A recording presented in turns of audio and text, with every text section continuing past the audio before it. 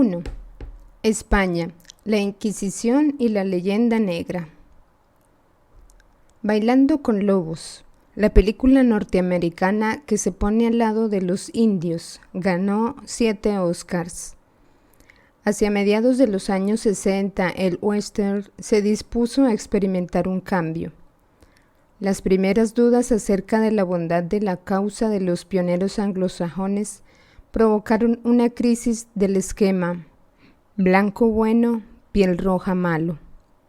Desde entonces, esas crisis fue en aumento hasta conseguir la inversión del esquema. Ahora, las nuevas categorías insisten en ver siempre en el indio al héroe puro y en el pionero al brutal invasor. Como es lógico, existe el peligro de que la nueva situación se convierta en una especie de nuevo conformismo del hombre occidental PC, politically correct, como se denomina a quien respeta los cánones y tabúes de la mentalidad corriente. Mientras que antes se producía la excomunión social de todo aquel que no viera un mártir de la civilización y un campeón del patriotismo blanco en el coronel George A. Custer, ahora merecería la misma excomunión todo aquel que hablara mal de Toro Sentado y de los Sioux, que aquella mañana, el 25 de junio de 1876, en Little Bighorn, acabaron con la vida de Custer y con todo el séptimo de caballería. A pesar del riesgo que se aparezcan nuevos eslóganes conformistas, es imposible no acoger con satisfacción el hecho de que se descubran los pasteles de la otra América, la protestante, que dio y da tantas desdeñosas lecciones de moral a la América católica.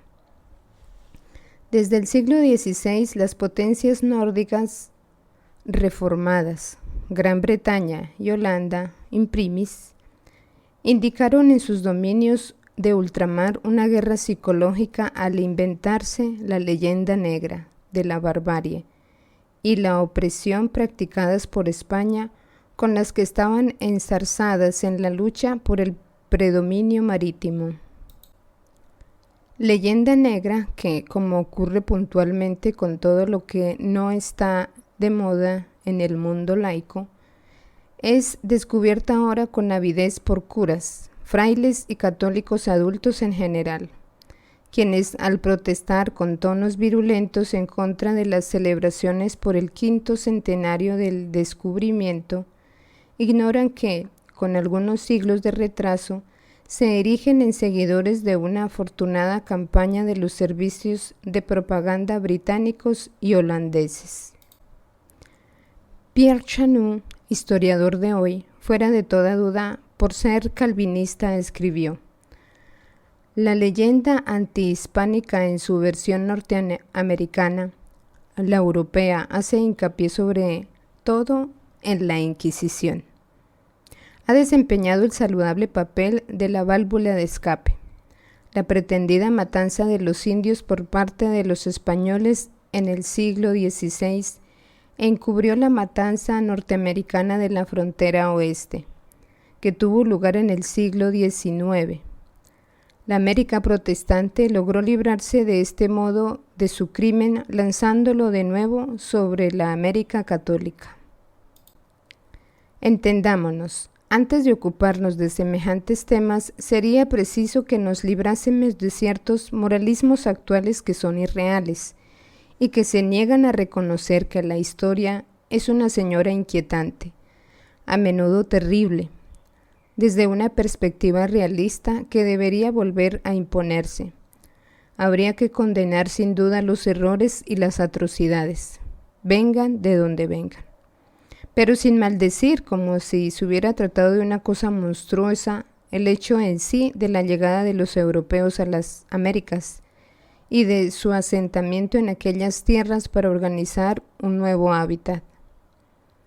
En historia resulta impracticable la edificante exhortación de que cada uno se quede en su tierra sin invadir la ajena.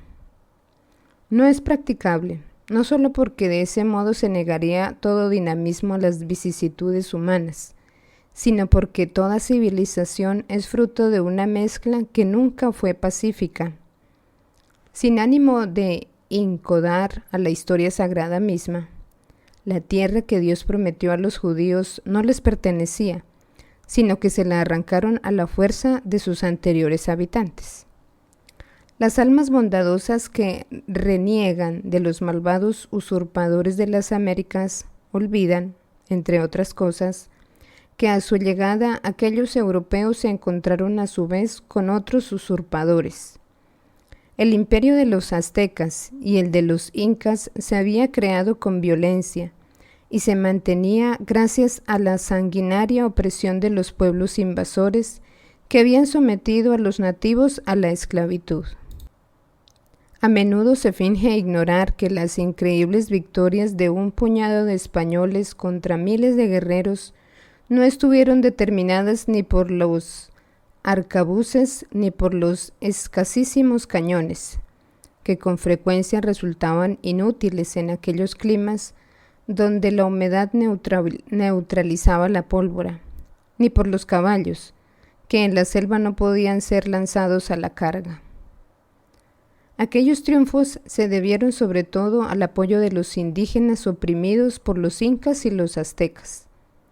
Por lo tanto, más que como usurpadores, los ibéricos fueron saludados en muchos lugares como liberadores.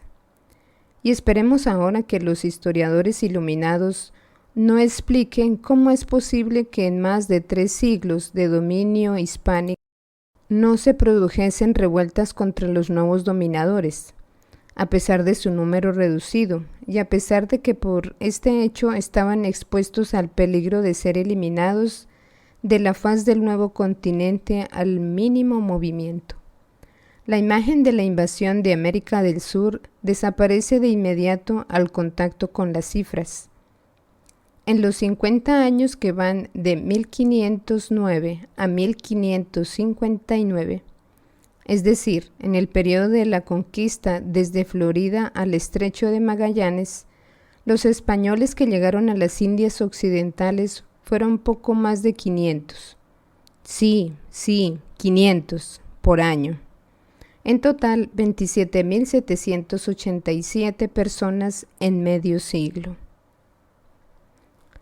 Volviendo a la mezcla de pueblos, con lo que es preciso hacer las cuentas de un modo realista, no debemos olvidar, por ejemplo, que los colonizadores de América del Norte provenían de una isla que a nosotros nos resulta natural definir como anglosajona.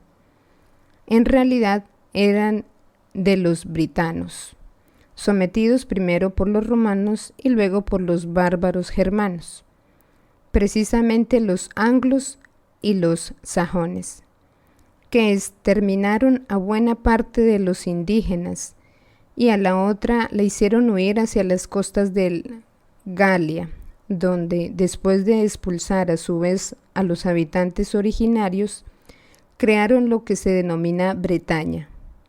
Por lo demás, ninguno de las grandes civilizaciones, ni la egipcia, ni la romana, ni la griega, sin olvidar nunca la judía, se creó sin las correspondientes invasiones y las consiguientes expulsiones de los primeros habitantes. Por lo tanto, al juzgar la conquista europea de las Américas, será preciso que nos cuidemos de la utopía moralista, a la que le gustaría una historia llena de reverencias, de buenas maneras y de faltaba más, usted primero.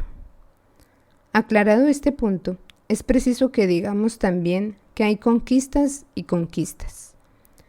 En la película como la muy premiada Bailando con Lobos se empieza a entender y que la católica fue ampliamente preferible a la protestante, como escribió Jean Dumont, otro historiador contemporáneo. Si por desgracia España y Portugal se hubieran pasado a la Reforma, se hubieran vuelto puritana y hubiera aplicado los mismos principios que América del Norte. Lo que dice la Biblia, el indio es un ser inferior, un hijo de Satanás. Un inmenso genocidio habría eliminado a América del Sur a todos los pueblos indígenas.